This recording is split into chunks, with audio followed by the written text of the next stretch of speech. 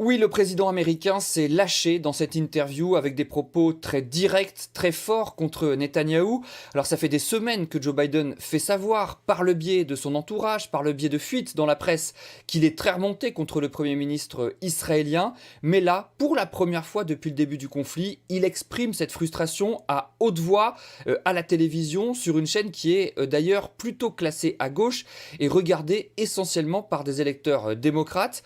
Vous savez que Biden s'est mis à dos une partie des démocrates, justement à cause de son soutien à Israël. Alors que dit précisément Joe Biden? D'abord, il évoque le bilan humain et il dit qu'il ne peut pas y avoir 30 000 morts de plus.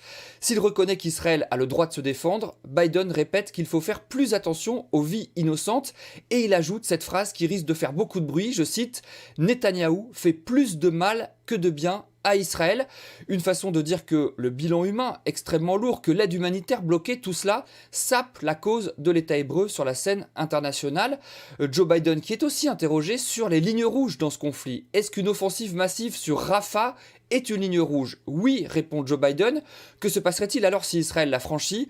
Là, pour le coup, la réponse n'est pas très claire, mais on comprend que Joe Biden continuera, quoi qu'il arrive, à fournir des armes à Israël, et notamment des missiles pour le dôme de fer. Enfin, Joe Biden est resté très évasif sur la question d'une nouvelle visite en Israël.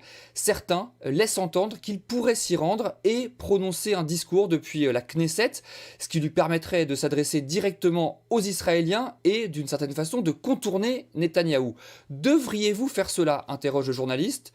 Oui, répond Biden, mais sans donner plus de détails, sans préciser non plus s'il a été invité.